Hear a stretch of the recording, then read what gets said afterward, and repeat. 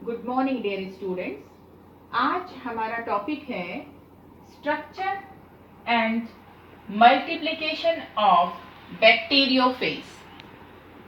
ये आपके botany subject के फर्स्ट पेपर के फर्स्ट यूनिट का भाग है। जैसा कि हम सब जानते हैं कि इस साल हेमचंद यादव यूनिवर्सिटी के बॉटनी के पेपर में चेंजेस आए हैं।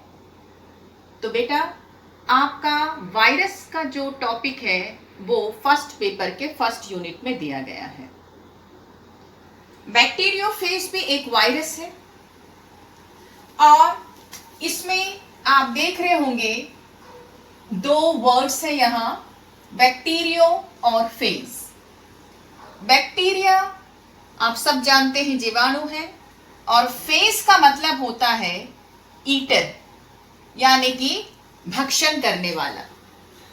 तो बैक्टीरियोफेज मतलब वो वायरस जो बैक्टीरियाज को किल करता है या उनका भक्षण करता है। आज हम जिस बैक्टीरियोफेज का स्ट्रक्चर देख रहे हैं वो है एक T4 बैक्टीरियोफेज। ये T1 बैक्टीरियोफेज के कैटेगरीज में आता है और ये जो बैक्टीरियोफेज होते हैं वो जिस बैक्टीरिया को संक्रमित करते हैं वो एस्चेरिशिया कोलाई बैक्टीरिया या ई कोलाई बैक्टीरिया होता है, अर्थात इनका होस्ट ई कोलाई बैक्टीरिया है। अगर हम इस बैक्टीरियोफेज के स्ट्रक्चर को देखें, so the structure of the bacteriophage can be studied under 3 headings, that is head, neck और कॉलर एंड टेल। इसका हेड जो होता है आप देख रहे होंगे, मैंने इसे रेड पेन से ड्रॉ किया है यहां। ये बहुफलकीय यानी कि इकोसाहेड्रल प्रकार का है और इसका बाहर का जो आवरण या कोट होता है वो प्रोटीन्स का बना होता है जिसे कैप्सिड कहा जाता है और ये कैप्सिड्स फिर कैप्सोमियर सब यूनिट्स के बने होते हैं। इस प्रोटीन कोट के अंदर इनका जेनेटिक मटेरियल पाया जाता है। तो इस T4 बैक्टीरियोफेज का जेनेटिक मटेरियल है ये डबल स्ट्रैंडेड डीएनए। बेटा आप सब जानते हैं कि अभी कोरोना वायरस बहुत बुरी तरीके से संक्रमण फैला रहा है। इस कोरोना वायरस का जो जेनेटिक मटेरियल है वो है आरएनए और हम जो वायरस जो बैक्टीरियोफेज के बारे में अध्ययन कर रहे हैं उसका जेनेटिक मटेरियल है एक डबल स्ट्रैंडेड डीएनए। हेड और टेल को जोड़ने वाला जो संरचना है उसे नेक या कॉलर कहा जाता है, जिसमें एक सर्कुलर प्लेट नुमा संरचना होती है। इसका जो टेल है ये एक हॉलो ट्यूब होता है, एक खोखला ट्यूब स्ट्रक्चर होता है जिसमें 24 रिंग नुमा संरचनाएं होती हैं और इसकी जो सतह होती है वो 144 कैप्सोमियर्स की बनी हुई होती है। इसमें 8 विभिन्न प्रकार के प्रोटीन्स होते हैं। टेल जहां समाप्त होती है वहां आपको दिख रहा होगा हेक्सागोनल प्लेट है जिसे कहा जाता है बेस प्लेट। इस बेस प्लेट के हर कोने से आपको दिख रहा होगा बेटा ये इस प्रकार के पेगनुमा संरचनाएं निकली होती हैं और इन पेग्स का काम होता है कि इस वायरस के मल्टीप्लिकेशन के समय अपने स्पेसिफिक होस्ट की पहचान करना। इसी बेस प्लेट से आपको दिख रहा होगा ये लंबी लंबी संरचनाएं बाहर निकल रही हैं। ये भी संख्या में 6 हैं जिन्हें टेल फाइबर कहा जाता है और इन टेल फाइबर्स का मुख्य काम होता है मल्टीप्लिकेशन के समय बैक्टीरिया के सरफेस से इसको चिपकाना, जिसे एडजॉर्प्शन कहा जाता है, और पेनिट्रेशन के समय पेनिट्रेट करना बैक्टीरियल सेल वॉल को, ताकि बैक्टीरियोफेज का डीएनए बैक्टीरिया के अंदर प्रवेश कर सके। इस बेस प्लेट की मोटाई लगभग 200 आर्मस्ट्रॉन्ग होती है। तो बेटा मुझे लगता है कि बैक्टीरियोफेज का जो स्ट्रक्चर है वो आप सबको बहुत अच्छे से समझ में आ गया। एक क्विक रिवीजन ले लेते हैं हम लोग। Today we are studying the structure and multiplication of bacteriophage and T4 bacteriophage we are studying today. This bacteriophage infects the E. coli bacteria, and when we see the structure of this bacteria, it is divided into three parts: head, neck and tail. The head region is icosahedral and outer covering is made up of protein, that is capsid, which is further made up of capsomeres. Inside a genetic material is there, that is double helical DNA. The head is joined with tail with a circular plate like structure, that is neck or collar. Tail is a hollow tube like structure which has 24 rings like structures. It is made up of 144 capsomere subunits, and the length of the tail is 110 nanometer and the width is 35 nanometer. The tail ends at a hexagonal plate that is known as basal plate.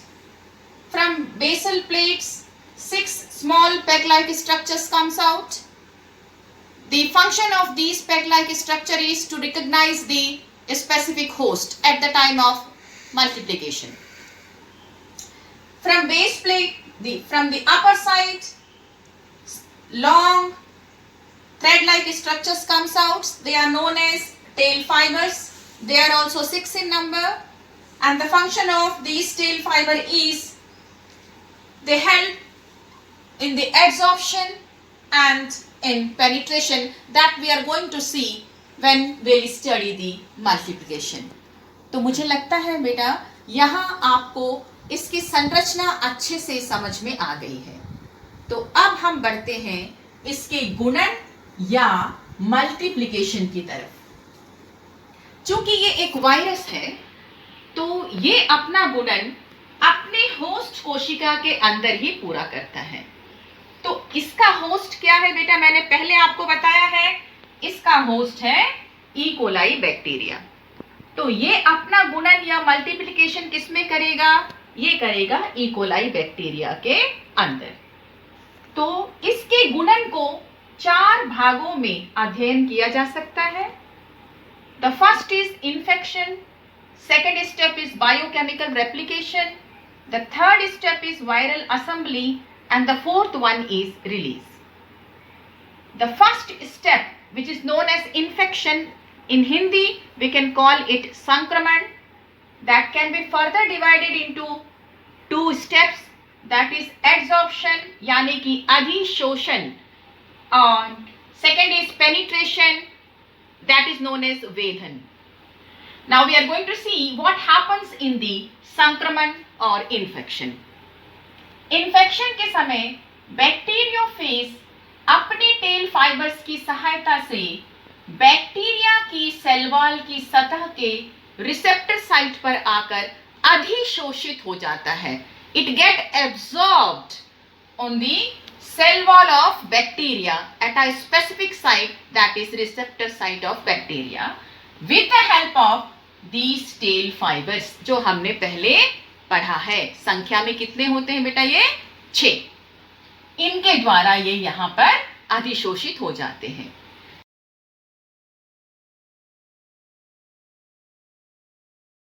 अधिशोषण या adsorption में इसके tell fibres के proteins के amino acids का अमीन group bacterial cell wall के proteins के amino acids के carboxylic group के साथ इंटरेक्ट करता है और इस इंटरेक्शन के फलस्वरूप ही अधिशोषण या बैक्टीरियल सेल वॉल पर इसका चिपकना संभव हो पाता है. I am repeating this. What is adsorption? In the adsorption, the amine group of amino acids of proteins of its tail fibers get interacted with the carboxylic group of amino acids of proteins of the cell wall of bacteria so that it get adsorbed at the site of receptor site of bacterial cell wall and that is known as adsorption या अधिशोषण. अब अधिशोषण तो हो गया, इसके बाद का क्या है? पेनिट्रेशन या वेधन. पेनिट्रेट करना यानी इसके डीएनए का बैक्टीरिया के सेल के अंदर प्रवेश करना. तो पेनिट्रेशन के समय इसके टेल से कुछ ऐसे एंजाइम सीक्रेट होते हैं जो इनके संपर्क स्थल पर सेल वॉल को, बैक्टीरियल सेल वॉल को लाइसिस करते हैं, जिससे छिद्र का निर्माण होता है और बैक्टीरियोफेज का डीएनए बैक्टीरिया के अंदर प्रवेश कर जाता है. In the penetration the tail part of the bacteriophage secretes some sort of enzymes which are responsible for the lysis of the cell wall, and in the DNA of the bacteriophage get entered inside the bacteria. That is penetration. So with this, it is the completion of the first step of multiplication. Now we are moving towards the second step of the multiplication, that is biochemical replication, जिसे जैव रासायनिक replication भी कहा जाता है. Now look at the diagram students. आप देख रहे होंगे पेनिट्रेशन हो गया है, वायरस का या बैक्टीरियोफेज का डीएनए बैक्टीरिया की कोशिका के अंदर प्रवेश कर गया है. ये बैक्टीरिया का डीएनए है. वायरस का डीएनए या बैक्टीरियोफेज का डीएनए बैक्टीरिया के डीएनए को डोमिनेट करते हुए अपने स्वयं के लिए मैसेंजर आरएनएस का निर्माण करने लगता है.